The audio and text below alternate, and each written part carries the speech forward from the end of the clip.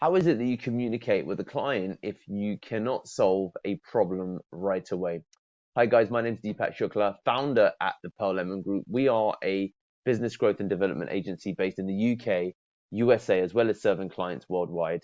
And if you're looking for any support with your communications internally or with clients, please do reach out to us. And this is day number there you go, 31 of our communications training. But before we get into it, feel free to click the link in the description below to get access to 7 additional strategies that are not shared in this training. So look, fundamentally, there's going to be times when you're just not able to solve your clients' problems, okay? And what is it that you do in those instances? What is it that you do when you have a challenge that comes up and you just don't know the solution to it? So there's a couple of things that I think are important. Number one, it's important to, and I'm beginning to prefer this now, so let's use this. It's important to always display confidence, okay? What sits underneath this individual problem is the reality that your clients have hired you to help solve some problems for them. So as soon as you start to display a lack of confidence or uncertainty or being unsure, then that's going to cause problems with your actual wider engagement in general. So even when you don't feel confidence, you need to display confidence because it's really important that your clients are able to trust you. And assuming that there's some ability or at least some pragmatism, some desire to roll your sleeves up and figure it out, then you should be confident because you're thinking, but I can't solve this way. What is plan B, C, D, E, F, G? Okay, those are the alternatives, and you should be thinking in those terms. So always display confidence. Let the client know immediately. Let the client. Oh, let the. Oh, let the client know immediately that you're working on it. Okay, so that's the next thing that's important. So when a problem comes up and it's evident to the client there's a problem, or it's evident to perhaps it's soon going to be evident to the client there's a problem, then you need to let them know that you're working on it and that you should present a timeline for an update. And depending upon so presenting a timeline for an update is super important. Sometimes a common thing that I see happen is, yeah, we're aware, or yeah, we're working on this. We'll come back to you ASAP. ASAP is relevant.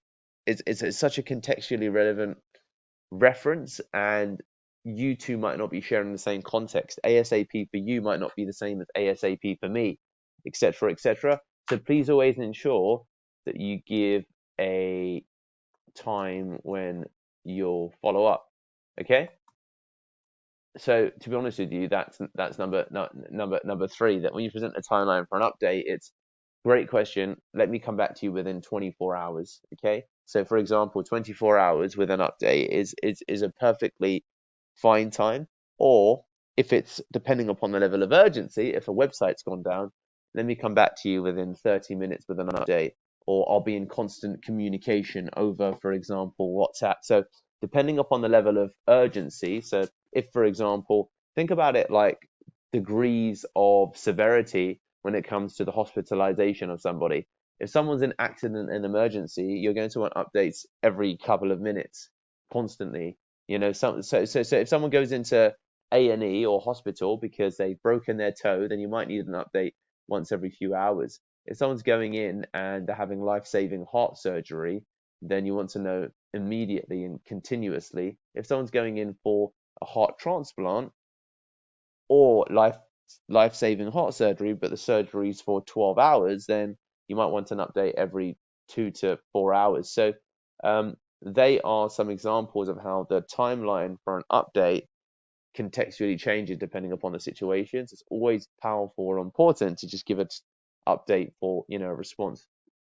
Now, if it turns out that in terms of how the actual problem is identified, if it's by the client, thank them, Thank them, apologize there's a problem. Thanks for this.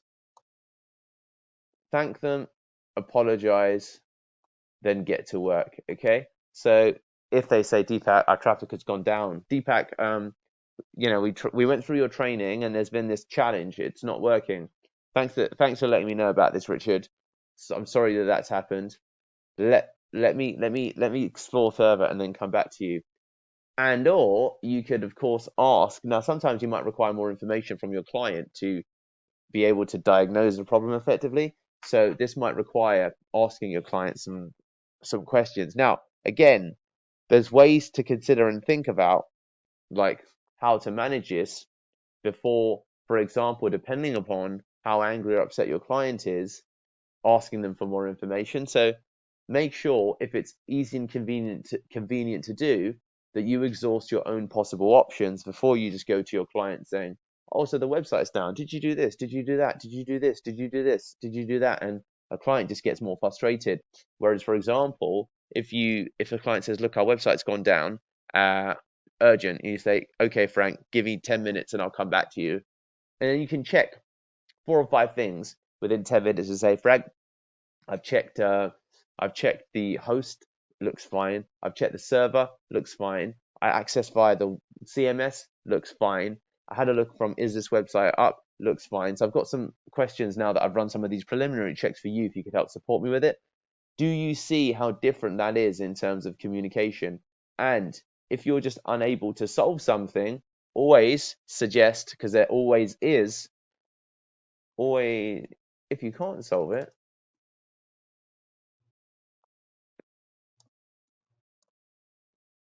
So if you can't solve it and it's something that's related to the success of the campaign, get someone else involved, okay? So just say, I'm bringing in XYZ person to help resolve this. And that's a really powerful update because it lets the client know that you are working to resolve it, okay? Now, if you are unable to solve,